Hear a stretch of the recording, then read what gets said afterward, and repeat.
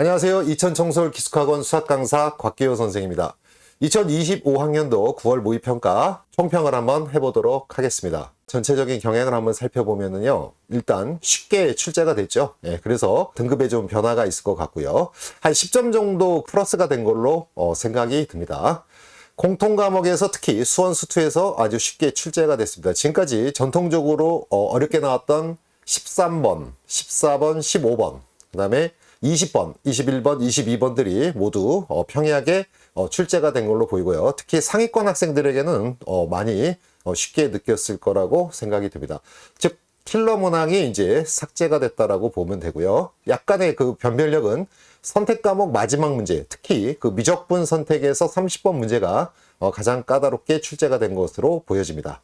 물론 이제 그 미적분 30번 문제도 지금까지 출제됐던 30번 난이도에 비해서는 상위권 학생들에게는 좀 익숙한 유형, 그리고 충분히 해결할 수 있는 문제들이 출제된 걸로 보고요. 특히 확률과 통계는 뭐 그냥 그 평소와 다름없이 출제된 걸로 보고요. 기하는 조금 더 난이도가 높았다라고 볼 수 있습니다. 이번에 이제 그 고난도 문제에서는 특히 수능 특강이라든지 수능 완성의 연계율이 증가한 것이 눈에 띄게 보여집니다. 자, 이렇게 해서 이제 출제 경향을 좀 살펴봤는데요. 출제 경향은 일단 전체적으로는 쉽게 출제가 됐고, 특히 공통 과목에서 쉽게가 출제됐고, 그 다음에 보통 선택 과목에서는 28, 29, 30번 중에서 29번이 좀 상대적으로 난이도가 낮았으나 이번에는 28번하고 29번을 좀 비슷한 난이도로 출제가 돼서 좀 쉽게 출제가 됐고, 30번에서만 조금 더 까다롭게 출제가 된 걸로 보여집니다. 자, 근데 이제 그 9월 모의평가 작년에도 그랬고요. 올해는 수능은 이제 이거보다는 좀 더 어렵게 출제될 걸로 예상이 되고요. 물론 그때 가봐야 되겠지만 일단 지금 예측으로는 아마 어렵게 출제될 것으로 예상이 되기 때문에 이번 시험 그 문제를 가지고 이 난이도에 맞춰서 공부하시면 안 되겠고 정상적인 공부를 하는 게 좋을 거라고 생각합니다.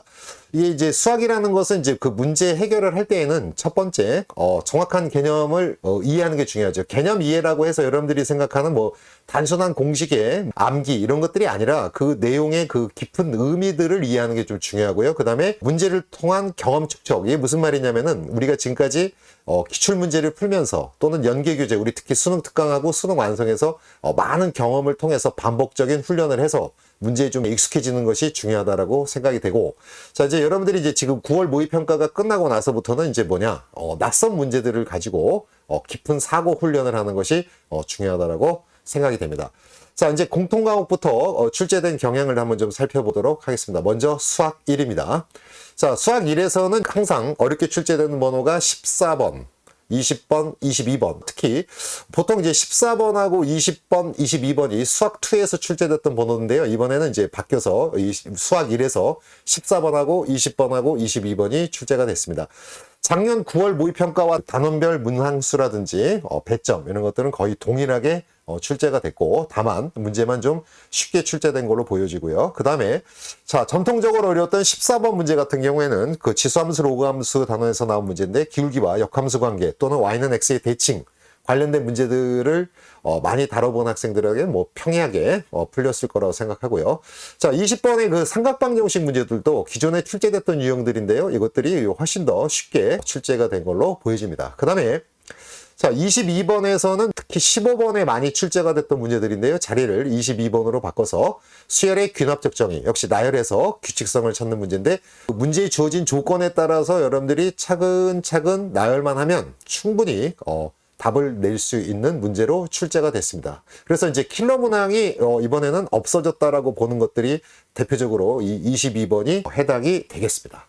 자, 일단 수학2로 한번 가보겠습니다. 수학2도 마찬가지로 전통적으로 잘 어렵게 나왔던 13번, 15번, 21번이 이제 원래는 수학 1에서 나왔던 번호가 수학2랑 자리를 바꾼 걸로 보여지고요. 특히 13번 같은 거는 정적분의 활용, 넓이에 관한 문제는 이미 기출문제에서 많이 비춰졌던 문제들이 그대로 출제가 돼서 공부만 열심히 하셨으면 충분히 풀 수 있는 문제고, 15번도 원래 정적분으로 적이된 함수의 미분, 이 부분은 항상 고난도 문제가 많이 출제가 됐었는데 여기서도 곤미분에 대한 적분, 킬러 문항이 없어진 대표적인 사례라고 볼 수가 있겠습니다. 그 다음에 21번은 이제 여러분들이 공통 과목에서 그래도 좀 힘들었었던 부분이 21번입니다. 물론 결과를 보고 나면은 뭐 별거 아닌 문제였지만 생각해내는데 조금 당황할 수 있었던 문제고, 이것이 이제 하나의 신유형 문제가 아닌가 이렇게 생각이 듭니다. 작년과 동일하게 2점, 3점, 4점 또는 단원별 문항수는 동일하게 출제가 된 걸로 보여집니다. 자, 이번에는 이제 선택 과목으로 한번 가보는데요. 선택 과목에서는 확률과 통계에서 보통 이제 여러분들 4점짜리 문항이죠. 28, 29, 30. 지금까지는 이제 28번하고 30번이 거의 같은 난이도로 출제가 돼서 28, 30번이 좀 어렵고, 그 다음에 29번이 상대적으로 쉬운 문제가 출제가 되었는데, 이번에는 28번하고 29번이 거의 난이도가 비슷하게 쉽게 출제가 됐고요. 30번은 조금 이제 까다롭지만 중복조합 많이 봤던 문제인데 분류를 하면서 여사건을 사용하는 문제가 출제가 됐고, 조금만 신경 써서 그려보고 따져보고 분류해서 세보면 충분히 해결할 수 있는 문제여서 그닥 힘든 부분은 아니었다라고 생각합니다. 특히 29번의 통계 이 부분은 29번이 원래 이제 전통적으로 조금 그나마 세 문제 중에 가장 쉬웠던 부분인데요. 이항분포와 정규분포 관계 역시 기출문항에서 다 출제가 됐던 문제들을 그대로 똑같이 출제가 된 걸로 보이지므로 확률과 통계에서는 뭐 큰 어려움은 발견하지 못하는 거로 생각이 듭니다. 자, 그 다음에 이제 미적분으로 한번 가보겠습니다. 미적분에서는 이제 28번, 29번이 보통 때와 다르게 좀 쉽게 출제된 걸로 보여지고요. 특히 28번은 항상 적분법에서 가장 중요한 치환적분과 부분적분에 관한 문제가 출제가 되었고요. 충분히 해결할 수 있는 문제가 출제가 됐습니다. 그 다음에 이제 29번, 이제 지금까지는 이제 미적분은 항상 미분적분이 세 문제를 차지했는데요. 이제 요즘은 그 트렌드가 각 단원별로 하나씩 출제가 되는데, 이 수열의 극한에서 출제가 됐고요. 특히 여러분들이 어려워하는 급수 부분, 그 부분에서 이제 부분 분수를 껴서 좀 더 쉽게 출제가 됐으나, 이제 이 부분에서는 여러분들이 혹시 그 부분 분수 분해하는데 이제 하나 차이라든지 두 개 차이 이런 것들만 많이 익숙한 학생들한테는 조금 당황할 수 있는데, 실제로는 뭐 어려운 문제라고 보기에는 좀 힘든 상황입니다. 자, 그다음에 이제 30번 문제가요. 가장 제가 보기에는 뭐 전체 30문제 중에서 가장 어렵게 출제되지 않았나 생각됩니다. 자, 부분적분도 할 수 있어야 되고요. 구간별 함수의 그래프 해석인데, 이것도 이제 또한 그 크기에 따라서 양수냐 음수냐 그런 구분까지 해서 또한 마지막 답을 도출할 때도 두 가지 경우로 나누어서 하기 때문에 여기 부분이 여러분들이 가장 어렵지 않았을까 이 생각이 듭니다. 역시 단원별로 작년 9월 모의평가와 동일하게 2점, 3점, 4점 동일한 문항수와 동일한 문제로 출제가 된 걸로 보여집니다. 자, 이제 마지막으로 이제 기하 선택으로 한번 가보면요. 기하에서는 역시 동일하게 공간도형, 그 다음에 2차 곡선, 그 다음에 벡터 이렇게 세 문제가 골고루 출제가 되는데요. 보통 여러분들이 그 선택 과목에서 확률과 통계도 마찬가지고요. 확률과 통계에서는 여러분들이 좀 쉬워하는 단원이 통계입니다. 그 다음에 미적분에서는 아무래도 이제 여러분들이 세 단원 중에서 가장 좀 쉽게 느끼는 단원이 수열의 극한이죠. 그 다음에 기하 쪽에서는 여러분들이 이제 2차 곡선이거든요. 그렇기 때문에 의식적으로 29번에 2차 곡선을 집어넣은 거로 생각되고요. 어느 때나 항상 동일한 유형이 출제된 걸로 보여지고요.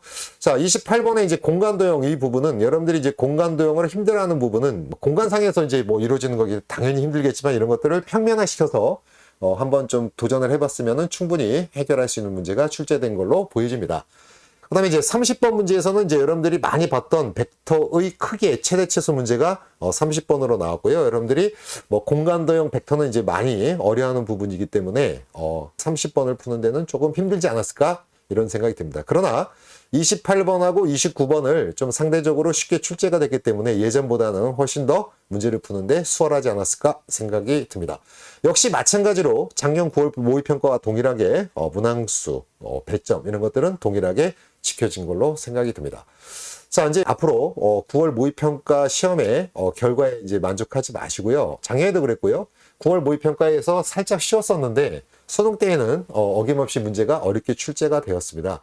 여러분들이 이 전까지 6월 모의평가 때까지 공부했던 그런 패턴으로 계속 꾸준하게 공부하시기 바라고, 자, 이번에 이제 혹시 점수가 너무 많이 올라가지고 이 경향에 맞춰서 공부를 하시면은 나중에 잘못될 수도 있기 때문에 여러분들이 꾸준히 어려운 시험을 항상 대비하면서 열심히 하시기를 바라겠습니다. 장시간 시험 보시느라고 수고 많으셨고요. 이상 이천청솔 기숙학원 수학강사 곽기호 선생이었습니다.